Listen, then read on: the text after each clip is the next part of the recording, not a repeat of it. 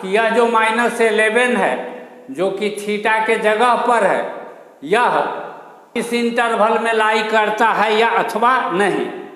यह जानने के लिए हम जानते हैं कि 22/7 पाई के बराबर होता है लगभग वैल्यू, एग्जैक्ट वैल्यू नहीं, लगभग वैल्यू पाई के बराबर होता है।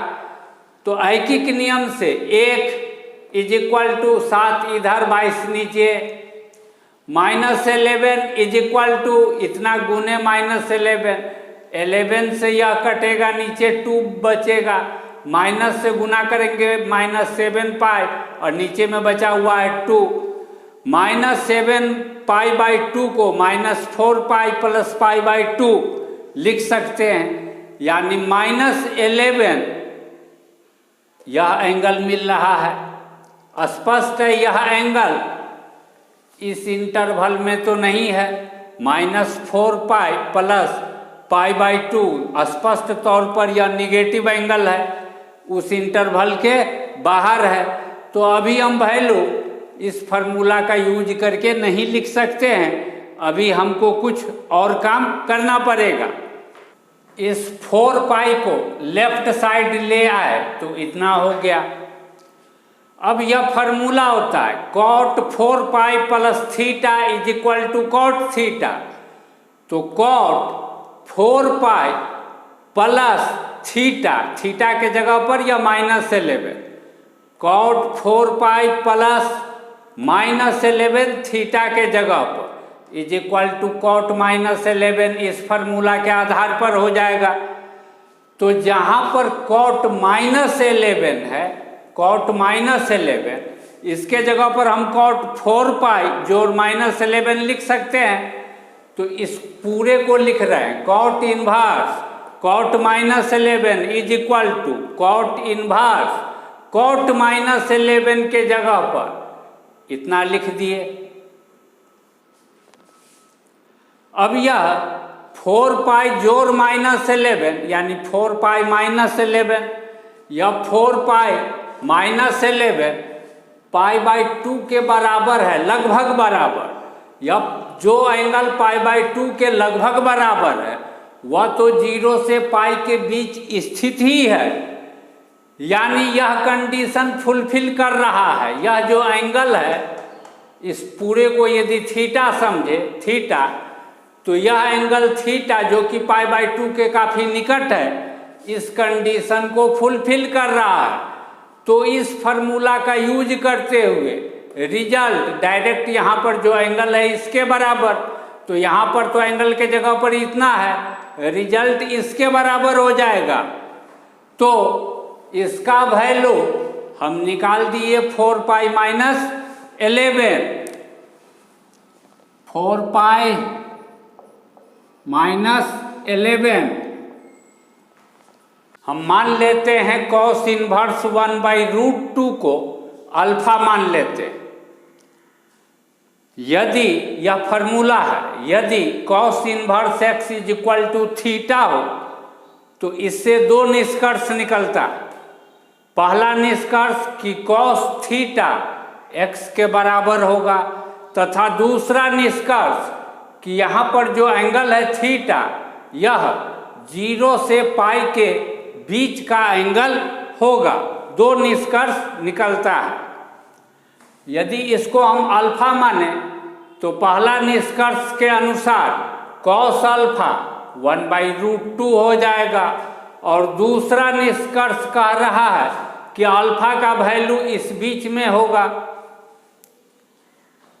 लेकिन हम जानते हैं कि cos π/4 1/√2 के बराबर होता है, तथा यह एंगल π/4 इस 0 से पाई के बीच स्थित होता है। तो स्पष्ट है कि अल्फा का वैल्यू π/4 हो जाएगा। लेकिन अल्फा माने थे किसको? इसको। तो अल्फा के जगह पर जब यह रख देंगे तो दिस = π/4। अब यहाँ पर 2 इसके पहले लगा हुआ है, तो हम भी दोनों तरफ 2 से गुना कर देते हैं। 2 से गुना करने पर राइट साइड में π/2 मिला, यानी इसका वैल्यू मिला π/2।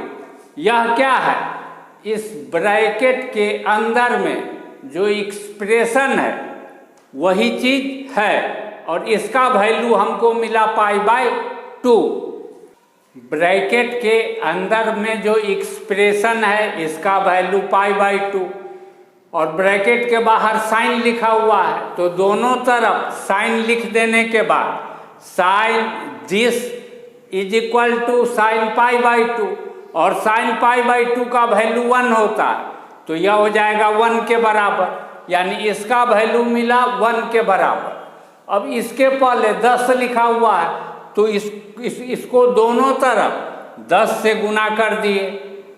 10 से गुना कर देने के बाद RHS में 10 गुने 1 10 हो गया, यानी इसका वैल्यू हमको मिला 10। वैल्यू ऑफ दिस इज 10, इसका वैल्यू निकालने पर मिला 10। मान लेते हैं tan inverse 2 is equal to beta, मान लिए इसको बीटा। अब यह फॉर्मूला होता है, यदि x पॉजिटिव हो, यहाँ पर जो नंबर है यहाँ वाला नंबर पॉजिटिव हो, तथा यह tan इनवर्स x यदि थीटा के बराबर हो रहा है, तो दो निष्कर्ष निकलता है। पहला tan थीटा x के बराबर, और दूसरा कि यह एंगल थीटा 0 से बड़ा π/2 से छोटा, यानी एक्यूट एंगल, फर्स्ट क्वाड्रेंट में लाई करने वाला एंगल। यहां पर 2 है पॉजिटिव और tan इनवर्स 2 बीटा, तो पहले इस निष्कर्ष के आधार पर tan beta is equal to 2, और फिर इस निष्कर्ष के आधार पर बीटा 0 से π/2 के बीच, यानी एक्यूट एंगल। तो एक एक्यूट एंगल यहाँ पर वाला राइट एंगल ट्रायंगल बना दिए। tan बीटा हम जानते हैं होता है P/B, परपेंडिकुलर बाई बेस। इस 2 को समझ सकते हैं 2/1, 2/1, P के जगह पर 2, B के जगह पर 1। अब हाइपोटेनस होता है P² जोड़ B² का रूट, तो लिख दिए 2² + 1², यह मिला √5। तो h के जगह पर √5, P के जगह पर 2, B के जगह पर 1 दे दिए। अब यह एंगल है बीटा, तो साइन बीटा किसके बराबर, P/h 2/√5। कॉस बीटा किसके बराबर, B/h 1/√5 के बराबर। तो अभी हम साइन बीटा का वैल्यू निकाल लिए हैं, कॉस बीटा का वैल्यू निकाल लिए हैं। 10 sin 2 tan inverse 2 is equal to tan inverse 2, तो बीटा है, तो इस tan इनवर्स 2 के जगह पर जब बीटा लिख देंगे तो इतना नजर आएगा 2 बीटा। अब यह फॉर्मूला होता है sin 2 theta is equal to 2 sin theta cos theta. इस फॉर्मूला का यूज करके sin 2 बीटा को 2 sin बीटा कॉस बीटा लिख सकते हैं। 10 गुने 2 20 हो गया। sin बीटा का वैल्यू 2/√5, कॉस बीटा का वैल्यू 1/√5। 20 दूनी 40, √5 गुने √5 5, 5 से 40 कटेगा 8 बार में, यानी इसका वैल्यू मिला 8, यानी इसका वैल्यू मिला 8, इसका वैल्यू मिला 8। इसके जगह पर यह लिख दिए, इसके जगह पर इसका वैल्यू इतना लिख दिए 10, इसके जगह पर इसका वैल्यू 8 लिख दिए। सबका जोड़ घटाव करने के बाद मिला 4π + 7, करेक्ट ऑप्शन सी हो गया।